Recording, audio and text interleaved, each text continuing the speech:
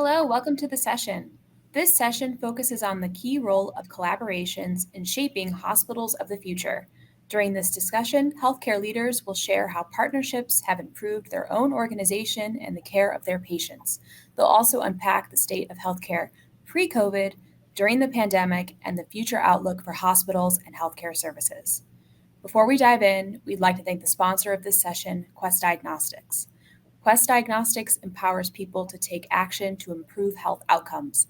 Derived from the world's largest database of clinical lab results, Quest Diagnostic Insights reveal new avenues to identify and treat disease, inspire healthy behaviors, and improve healthcare management. Quest Diagnostics annually serves 1 in 3 adult Americans and half the physicians in hospitals in the United States, and nearly 50,000 employees understand that in the right hands and with the right context, diagnostic insights can inspire actions that transform lives. Hello, everyone.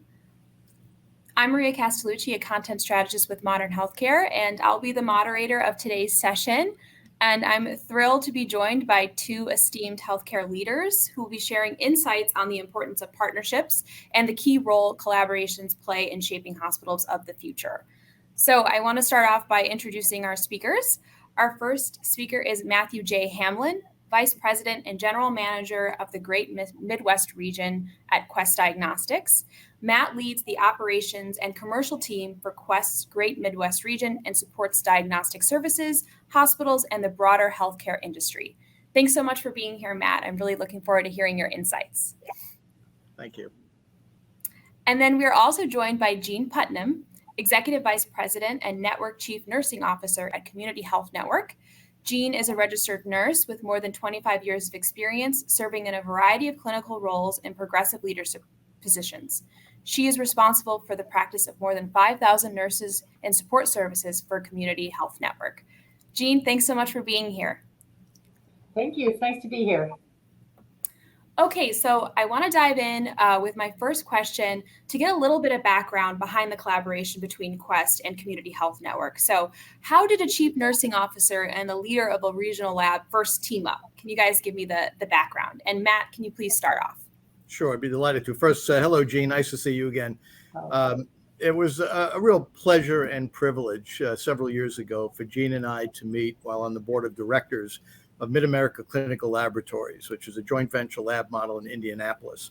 As a former hospital administrator, as Jean and I met, we shared a lot of common objectives with regard to the patient experience, patient care, medical quality, service quality, and all the things that really go into an optimal experience while a hospital inpatient and outpatient as well.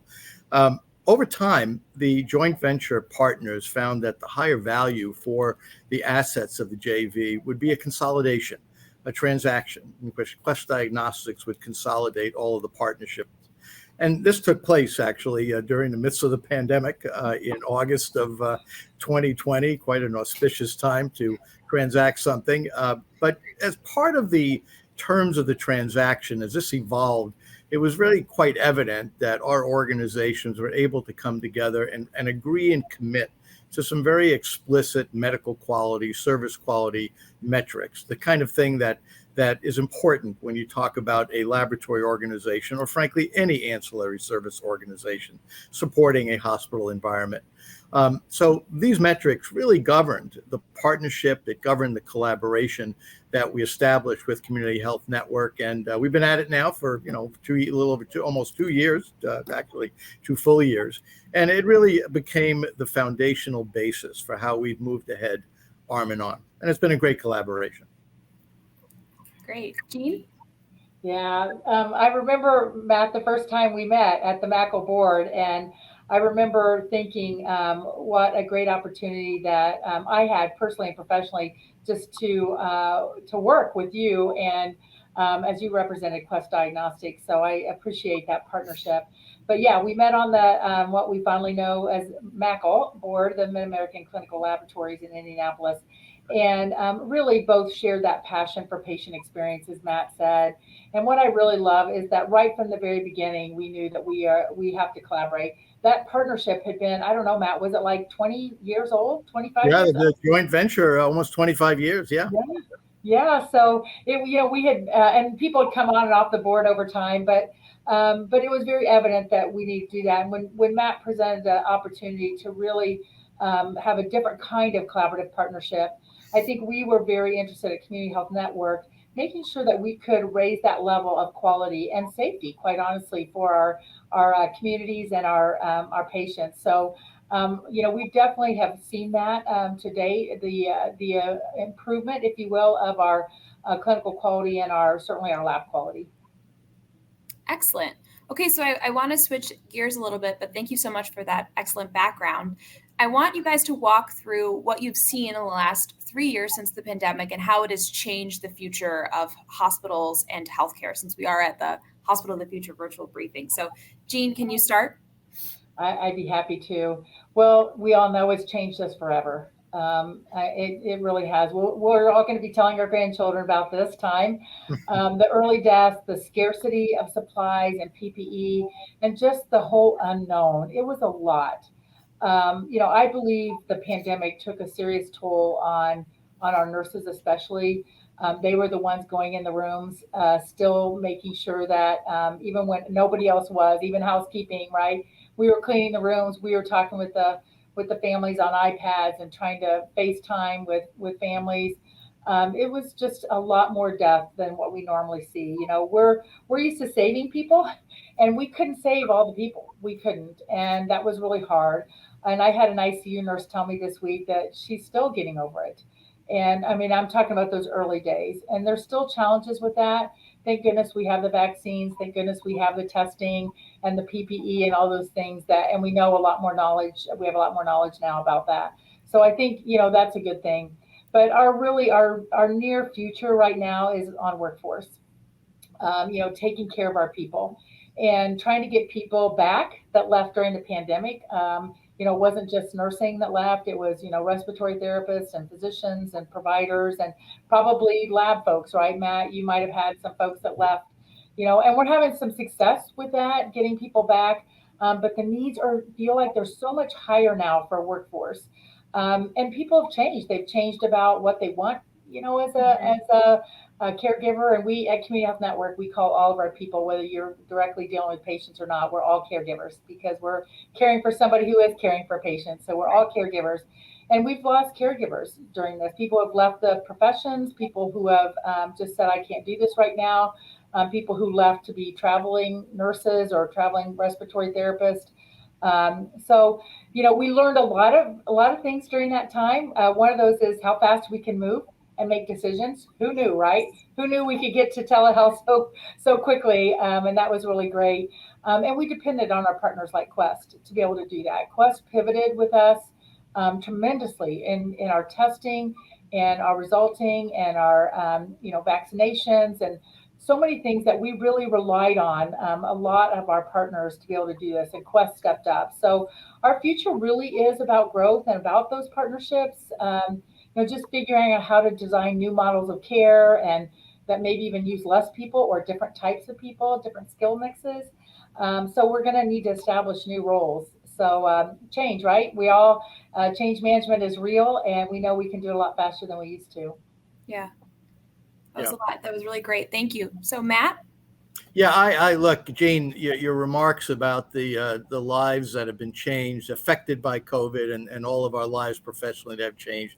I mean, none of us in our wildest dreams would ever anticipate something of this magnitude. And to be working in healthcare and healthcare services part of the industry has been nothing but a labor of love and affection. I mean, the work that has been done across community, across all the hospitals we serve and within our laboratories is nothing short of exemplary and heroic in these last several years. And, the pressure, the changes that have taken place as a consequence to the pandemic certainly are with us forever.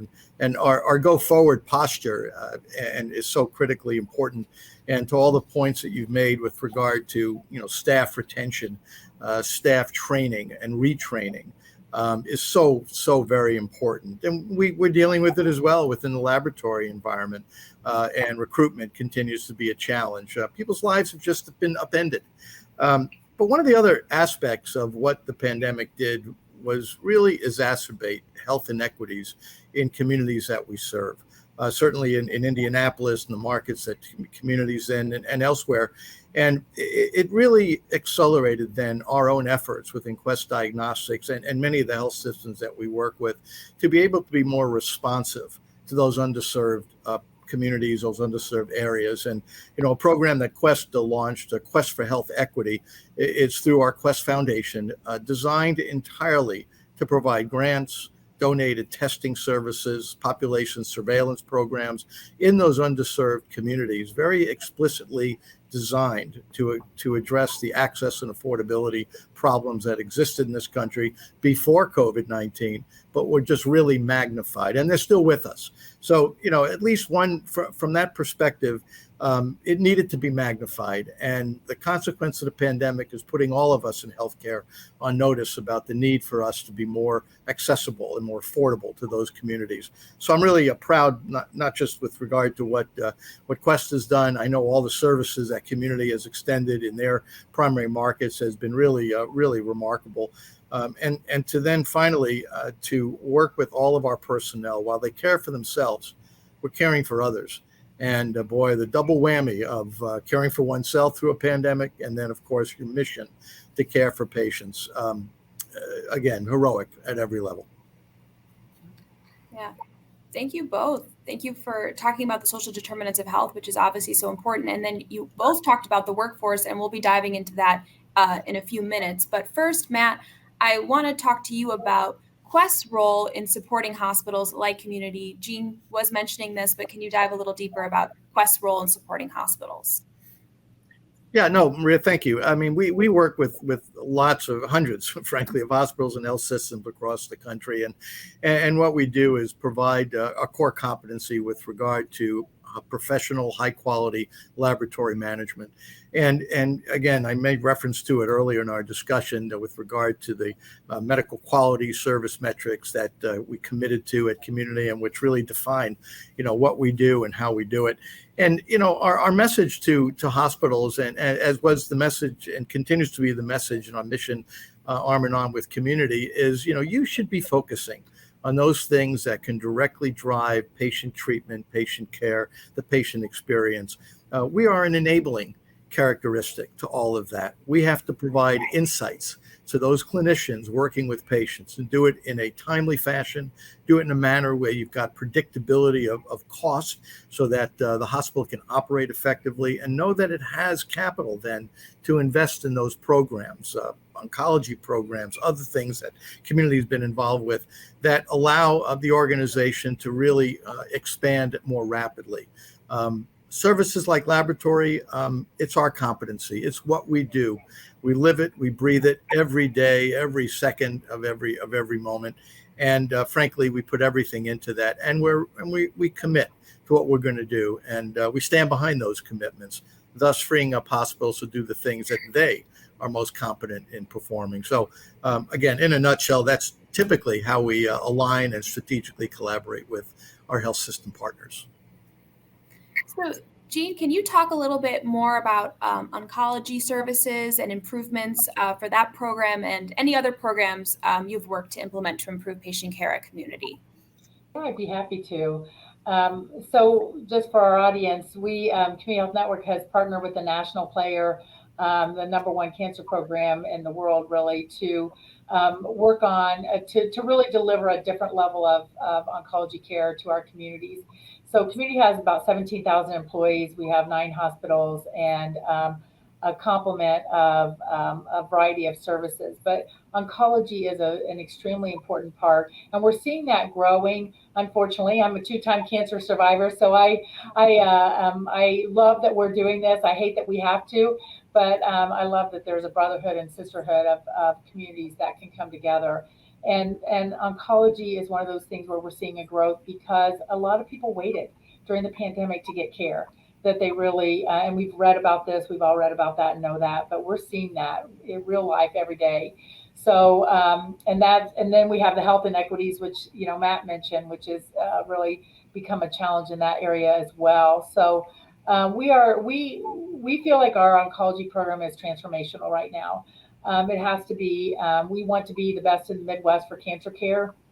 And we need our other partners, people like Quest, but to be on that journey with us, which really includes delighting our patients. So we have several cancer centers surrounding our hospital services, and what we're trying to do is design a place where people can go and be loved and be honored and navigated through. We have a very strong care navigation program, phase 1 clinical trials, just trying to be, following those protocols of our national partner and making sure that we are delivering the best oncology care in the Midwest for sure, and in the United States and the world. So we're proud of that. And our partnership with Quest in this is really related to a lot of different testing and things that make oncology a little bit different than other product lines.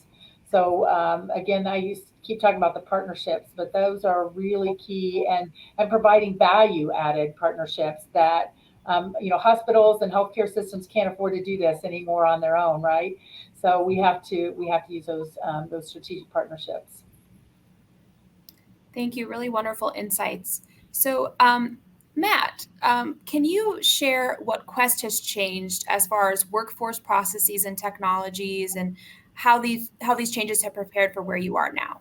Sure. So I'd be delighted to. We hear a lot about the great resignation, people moving between jobs. Well, we've kind of taken a spin on that, and we've developed programs, what we call the Great Re-engagement Employee Experience. And it's a framework and journey that really deals with several elements. The first of which is making sure that the culture across our organization is sound, consistent, and reflective of all of the servant leadership behaviors that are so important in our respective environment. Additionally, we are deploying technologies using artificial intelligence and digital transformation to be attractive as an employer to a younger generation that's very comfortable, frankly, navigating an employment experience with these respective technologies. And of course, we're focusing very, very explicitly on total rewards. The pressure on compensation has never been greater, and Lord knows all of us are impacted by that and are making the investments necessary to remain competitive in the marketplace. But beyond those compensatory changes, it's the total experience on the job, the benefits, the flexibility of schedule. We have adopted, where we can, of course, laboratories run 24/7, but our administrative functions are really able to work more in a hybrid type of in-office and remote setting.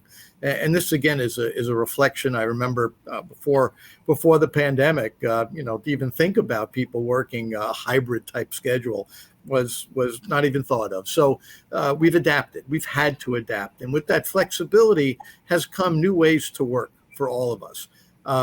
So those are just some of the characteristics that we've been undertaking in order to assure that our workforce stays engaged. We can retain the people that we have. And then finally, the last thing is, of course, training and retraining, and more opportunities for career advancement through tuition assistance type programs, things of that sort.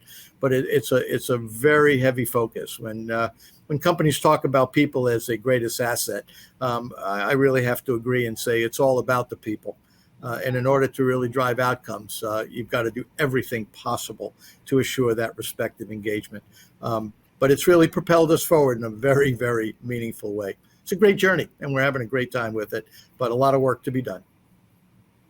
Thank you. So, Jean, I'd love to hear your perspective on this. If you could talk about the workforce, challenges that your organization is going through and how you've worked to support them.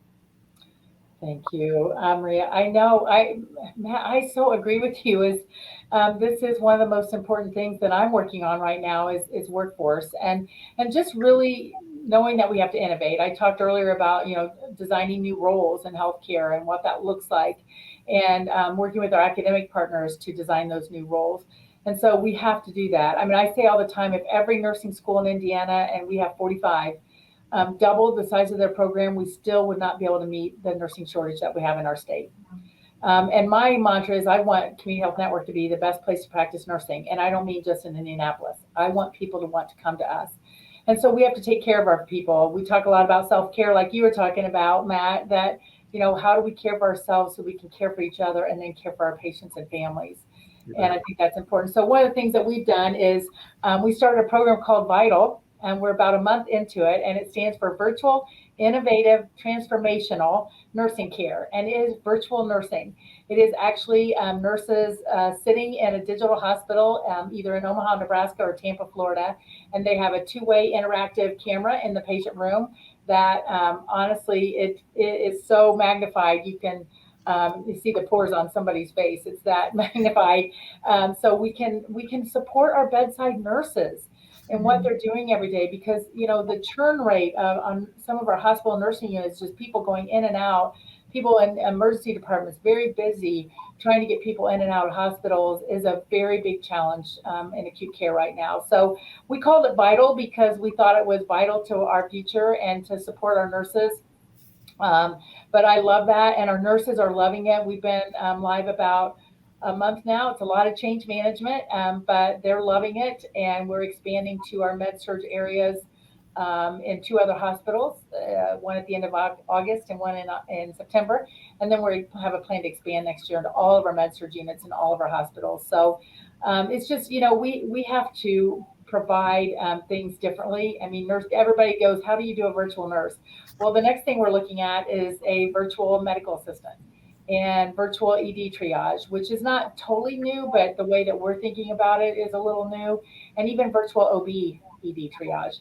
So how does that look? And we just got to reimagine these new roles. And fortunately, there's grant money out there. We've been applying for grants. We were a finalist for the American Nurses Association Reimagining Nursing Grant. And then we were recognized by Johnson & Johnson with a Quick Fire Challenge Innovation Grant to help us move this forward. So looking at different roles like qualified medication aides, which are typically in long-term care, we're talking about moving those into acute care and how we might design roles. But I'll just finish with saying that we are working a lot on diversity in our population as well, our nursing workforce and all of our workforce. We still don't represent what our patient population looks like. And so we're doing a lot to support our nurses in that way too. But, we're giving our nurses a voice in decision making. They have to be at that first line. And I always say first line instead of front line, because front line is a war zone. And we were in a war zone in the pandemic, but I like to honor it with saying first line nurses. But we're giving them that voice. And we've got numerous programs to be able to do that. Well, thank you both for your leadership in this area. It's obviously a lot of innovation is happening, and I think it's so important right now with all of the workforce challenges going on in healthcare. So because this is the hospital of the future, I wanted to ask a forward-looking question. Can you each share what you feel are the key elements moving forward related to workforce, process, and technology? Matt, can you go first? Oh, sure. Well, first of all, Jean, I mean, what you're doing in terms of the professional nursing organization and the transformation is really cutting edge, outstanding stuff. I mean, really, it's great to hear that, and so we look forward to the benefits and the outcomes that are expected. The workforce processes, and I have to tell you, as I said a little bit before, continued and meaningful investment in training, career pathing, identifying for every individual person, and having that one-on-one discussion to say, what is it going to take for you to stay in our organization, and what is it that you need our organization to do, and develop very explicit plans around that. Additional certifications. We have a number of employees that start out in frontline positions, in phlebotomy roles, for example, that may aspire to become MLTs and other medical technology professions. And so we've aligned with organizations, universities, to assure that there are training programs available. We're looking at making our own investments internally in other types of training programs. But that is a big shift in our respective company, in our industry, is that very purposeful investment, because not only is it necessary, it's the right thing to do. And when you make that respective investment and you retain quality people, you build on the culture that I mentioned a moment ago is so vitally important to a successful organization. At our company, we're blessed with a lot of tenured staff. And when we talk to those folks about, why do you stick around? The first thing out of their mouth is the people, the culture, the values, the behaviors, the things that make it a pleasure to come to work and to work towards a meaningful purpose in the things that they do each and every day. So by building on that and investing in their future through added training and recognition has really become a process that has come to the forefront for all of us. It's a delight in doing it because, again, it is the right thing to do. And as leaders, if we're going to be doing things for the future, it's got to be through our people and doing things appropriately through our people. Gene mentioned some of the technological changes that are being deployed, and certainly creating a more digital framework for the experience for employees to interact with regard to company benefits, policies, practices, and things like that. It just makes it a lot easier for them to be on that journey of employment. When questions arise, sometimes they don't know either where to go or how to go. We're deploying technology to make it easy for folks to do that. We've already gotten feedback directly that has been beneficial to our staff. So there's a whole host of things, but I have to say at the end of the day, the principal elements: drive the culture, live the culture, and continue to invest in your people appropriately. Such great points. Jean, anything to add? I love what you said there, Matt, about, and I think you inferred a lot of things like flexible scheduling and benefits and that nurturing environment that help people feel fulfilled. One of my nursing teams said it best, and they have this mantra on their unit: says, "Come to work prepared, go home fulfilled." There So you think go. about that for a second. Come to work prepared, go home fulfilled. I mean, my heart, right? You got to love that. And I think they get that. And the culture is what drives. We have to spend time on our culture. And we have to, from a process standpoint, we've got to fix access to healthcare. We've done a lot. We've done a lot. And that has to include some of our technology. There's so much out there. Yet I think a lot of our hospitals still find ways not to even use it properly. Like we use 40% or maybe even less than that of what the technology is helping us do, because it just gets hard. It gets difficult. There's a lot of change. There's Right. change fatigue. There's, just a lot of things going on. And our, we've got to pivot. We've got to be able to pivot faster and yet still protect that culture. And I think that's what's challenging is we got a lot of external competitors getting into the primary care marketplace, for example, that have an opportunity to take away business from hospitals. And so those are things that we've got to use our technology to make sure we're staying really tight with our communities and our primary care. Yeah. Well said. Well said, Jean. Yes. So I want to go back to the partnership between community and Quest. How do you know when a partner is a right fit for your organization? How did community make that determination that Quest was the right partner for them? Jean, can you talk about that? Yeah, I think it came about. I don't know. I can't speak to the 25 years ago, Matt. Maybe you can, where we actually partnered initially.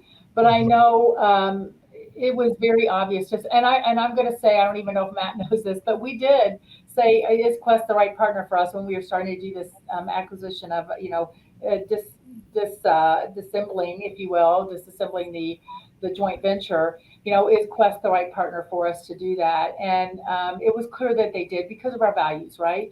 Our values aligned, and that's the most important thing, because integrity, values are the thing that keeps us when the going gets tough.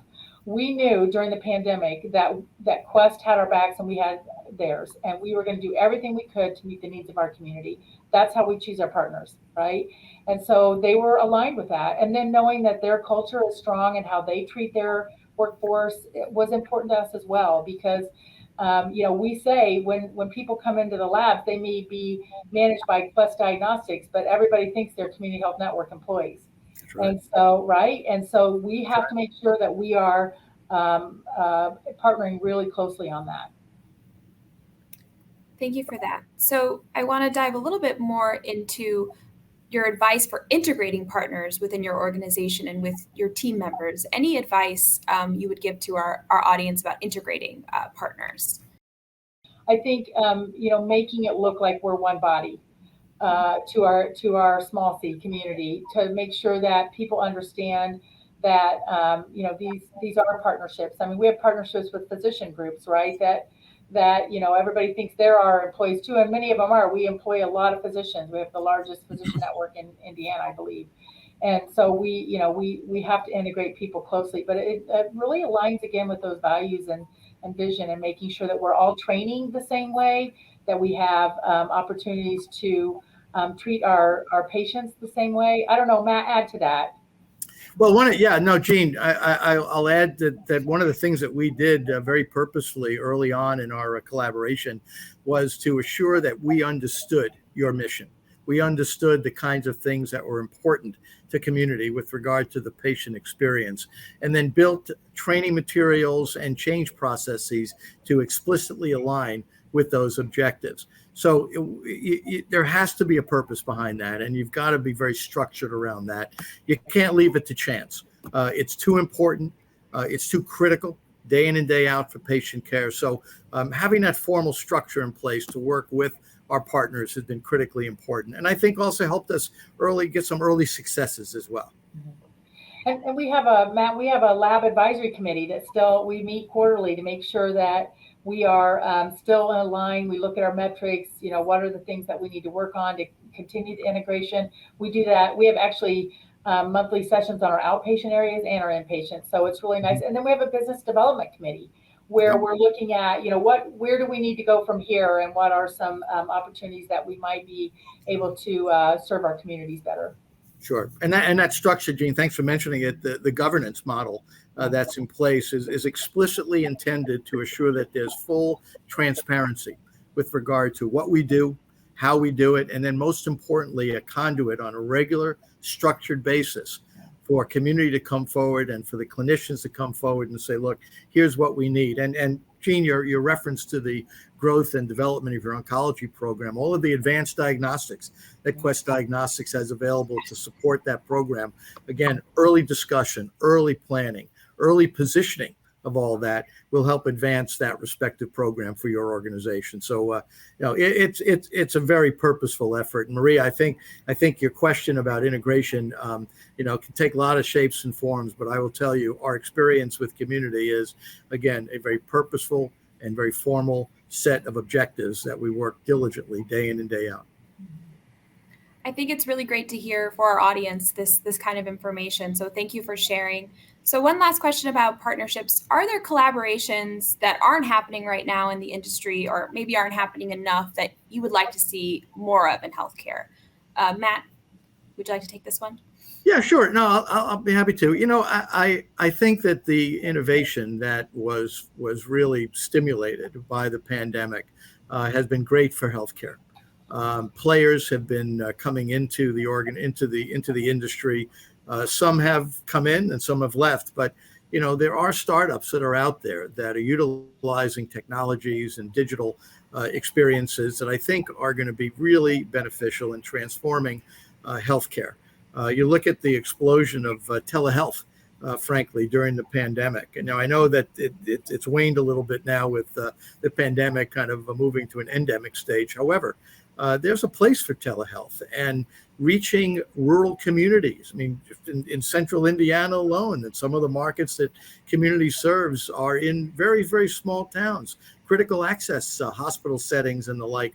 And to be able to leverage technology, to utilize some of the services that we've developed with community, mobile phlebotomy, to go to the home as part of the post-acute care environment, I think more and more of that should evolve and will then further that healthcare mission to the patient in their home, where, of course, they can be treated in the comfort of their home.